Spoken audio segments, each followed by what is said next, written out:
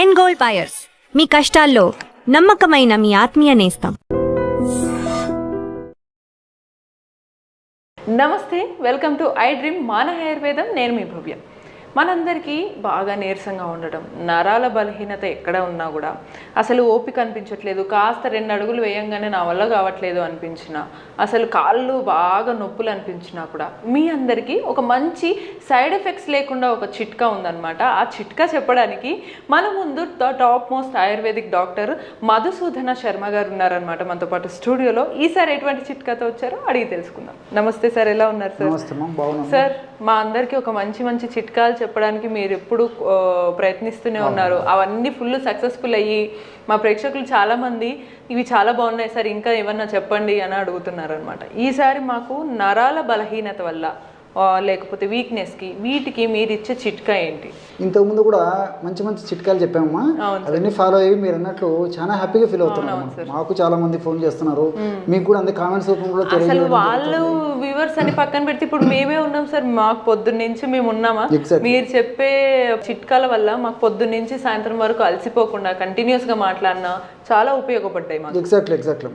So ఈ రోజుల్లో ఇది కామన్ అయిపోయిందమ్మా, నరాల బలహీనత, వీక్నెస్, నీరసము, నిస్తరణ, అంతుబట్టని ఓపిక లేకపోవడము, అదేవిధంగా కాళ్ళు చేతులు లాగుతుండడము, తల బరువుగా ఉండడము, ఎప్పుడు నిద్రపోదాం అనిపిస్తుండడము, ఎవరితో మాట్లాడాలన్నా యాక్టివ్గా తిరగాలని మనసులో అనిపించినా కూడా తిరగలేకపోవడమా.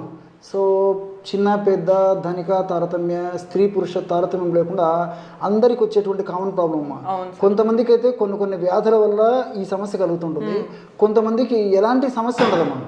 సో పరీక్ష చేయించుకుంటే అన్ని నార్మల్గా ఉంటాయి, కానీ ఈ యొక్క ప్రాబ్లంతో ఇబ్బంది పడతారు. సో ఇలా రకరకాల దీనికి మరి ఏం చిట్కాలతో వచ్చారు సార్? ఒకసారి చెప్తానమ్మా, మంచి చిట్కమ్మా.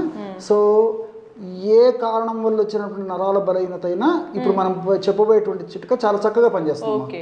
సో కారణం ఏదైనా సరే మంచి కామన్ రెమెడీ, అందరూ వాడుకోదగ్గ దివ్యమైనటువంటి ఔషధాన్ని చెప్తాను. ఎటువంటి సైడ్ ఎఫెక్ట్స్ ఉండవు, ఏజ్ గ్రూప్ వాళ్ళైనా వాడుకోవచ్చు. సైడ్ బెనిఫిట్స్ ఉంటాయమ్మా, సైడ్ ఎఫెక్ట్స్ అయితే ఉండవు. సో ఎలాగంటేమా, కేవలం 3 పదార్థాలు, అవి కూడా ఎలాగ ఆ పదార్థాలు కలిపి తయారు చేసుకోవాలని చెప్తాను చూడండి. సో ఉసిరి పెచ్చుల యొక్క పొడి ఒక 20 గ్రామ్స్ తీసుకోవాలమ్మా. ఉసిరి పెచ్చులమ్మా, మనకు మార్కెట్లో ఈ ఉసిరి పెచ్చులు దొరుకుతాయి, అదేవిధంగా ఉసిరి పెచ్చుల యొక్క పౌడర్ దొరుకుతుందమ్మా, ఆమ్ల పౌడర్ అని చెప్పేసి. సో ఈ ఆమ్ల పౌడరు ఒక 20 గ్రామ్స్ తీసుకోవాలమ్మా.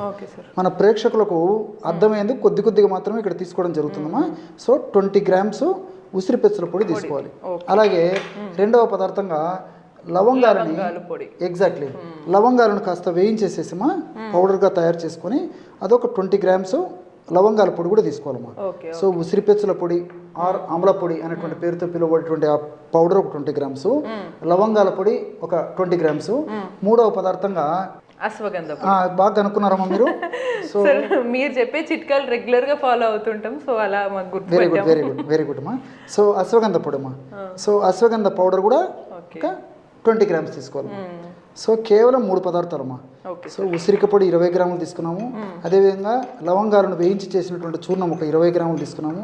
చివరగా మూడవ పదార్థంగా అశ్వగంధ చూర్ణం తీసుకున్నాము. ఉసిరి పొడి బాగా ఎండబెట్టి పొడి పట్టారు కదా సార్? ఎస్, ఎగ్జాక్ట్ అమ్మా. ఉసిరి పెచ్చులమ్మా, ఎండించినటువంటి పెచ్చులు తీసుకొచ్చేసి పౌడర్ చేసుకోవచ్చు, లేకపోతే ఉసిరికాయలు దొరికేటువంటి సీజన్లో ఉసిరికాయలు మనమే ఎండబెట్టి కూడా తయారు చేసుకోవచ్చు, లేకపోతే మార్కెట్లో కూడా మంచి ఉసిరి పొడి దొరుకుతుంది, ప్రాబ్లం అయితే ఏం లేదు.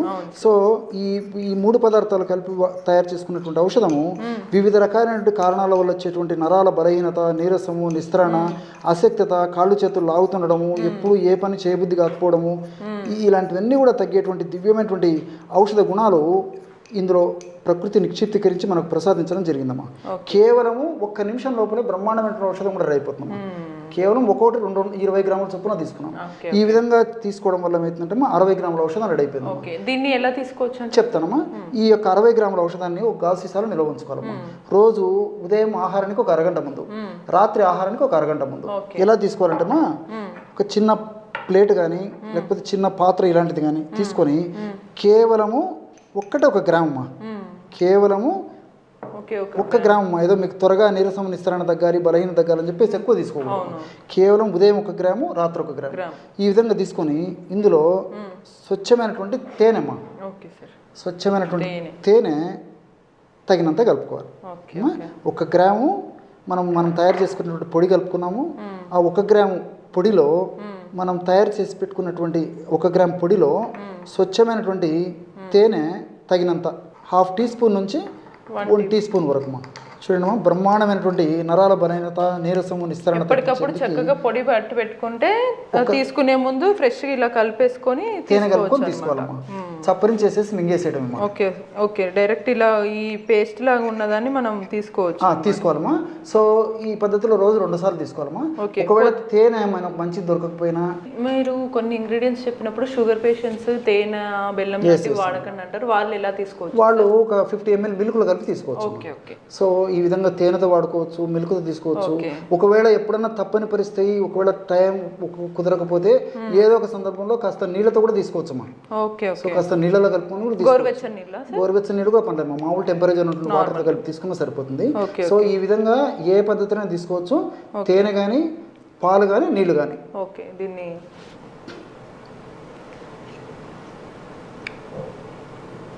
తెలుస్తుంది సార్, అన్ని ఇంగ్రీడియంట్స్ టేస్ట్ తెలుస్తుంది. అంటే చిన్నపిల్లలు కూడా చక్కగా తీసుకుంటారు, ఏ బాధ లేదు. సువాసన ఉంటుంది, రుచి ఉంటుంది, చాలా బాగుంది, స్వీట్గా ఉంటుంది. ఇదేదో స్వీట్ తిన్నట్టు నేను తింటూనే ఉండేలా ఉన్నాను. సో చిన్నపిల్లలు కూడా తీసుకోవచ్చు అనమాట. చాలా చాలా చాలా మంచి సింపుల్ రెమెడీ మనకి. దీనివల్ల ఉపయోగాలు కూడా సార్ చెప్పారు మనకి. ఇక్కడ మరొక విషయం కూడా తెలుసుకోవాలి, ఇందులో ఉన్నటువంటి 3 ఇంగ్రీడియంట్స్ కూడా కాస్త, ఎందుకంటే ఈ రోజుల్లో ఏమంటేమా భౌతిక ప్రపంచం అమ్మా, శాస్త్రీయంగా ఏదైనా చెప్తే గానీ ముఖ్యంగా చదువుకున్న వాళ్ళకు దాని మీద వాటి గురించి కూడా కాస్త చెప్తే వాళ్ళకు కూడా దాని మీద కాన్ఫిడెన్స్ వస్తుంది. సో ఈ ఉసిరిలో క్లోరోజెనిక్ యాసిడ్ అని చెప్పేసి ఉంటుందమ్మా. ఈ క్లోరోజెనిక్ యాసిడ్ గుణం ఏంటంటే మన దేహంలో కణాల్లో ఉన్నటువంటి శక్తిని కలుగజేసేటువంటి మైటోకాండ్రియా ఏదైతే ఉన్నాయో వాటి యొక్క ఉత్పత్తిని పెంచి వాటిని చైతన్యపరుస్తుందమ్మా. సో ఎప్పుడైతే ఆ విధంగా ఉత్పత్తిని పెంచి చైతన్యవంతం చేస్తాయో ఆటోమేటిక్గా మనకు శక్తి వస్తుంది. సో క్లోరోజెనిక్ యాసిడ్ ఆ విధంగా ఉపయోగపడుతుంది. ఆ విధంగా అట్లే లవంగాల్లో యూజినాల్ అని చెప్పేసి ఉంటుందమ్మా. ఆ యూజినాల్ కూడా ఆ విధంగా ఈ మైటోకాండ్రియా మీద పనిచేసి శక్తిని కలుగజేసేందుకు ఉపయోగపడుతుందమ్మా. అదేవిధంగా మూడవ పదార్థంగా అశ్వగంధ. చెప్పాను కదమ్మా. ఈ అశ్వగంధాలు కూడా గ్లైకో అమైనో గ్లైకాన్స్ అని చెప్పేసి కొన్ని రసాయన పదార్థాలు ఉంటాయమ్మా. సో ఈ గ్లైకో అమైనో గ్లైకాన్స్ యొక్క గుణం కూడా ఏంటంటే మన దేహంలో ఉన్నటువంటి కణాల్లో ఉన్నటువంటి శక్తిని కలుగజేసేటువంటి ఈ మైటోకాండ్రియా సంఖ్యను పెంచడమే కాకుండా మైటోకాండ్రియాని ఉత్తేజపరుస్తాయమ్మా. ఎప్పుడైతే సంఖ్య పెరిగిపోయి ఉత్తేజం అవుతుందో మనకు ఏ కారణం వల్ల వచ్చినటువంటి వీక్నెస్ అయినప్పటికీ, అనేక రకాల కారణాల వల్ల వీక్నెస్ వస్తుంటాం, ఆ వీక్నెస్ ఉన్నప్పటికీ ఆ వీక్నెస్ లేకుండా చేసేందుకు ఈ అశ్వగంధాలు ఉన్నటువంటి ఈ గ్లైకో అమైనో గ్లైకాన్స్ ఉపయోగపడతాయి.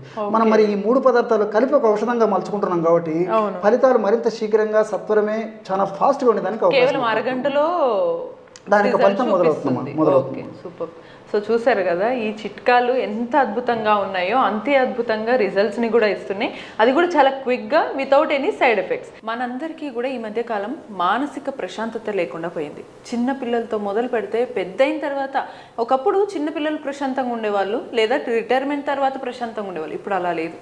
దానికోసం సైకియాట్రిస్ట్ దగ్గరికి వెళ్తారు, సైకాలజిస్ట్ దగ్గరికి వెళ్తారు, ఏవేవో మెడిసిన్స్ వాడతారు దీనికి కూడా.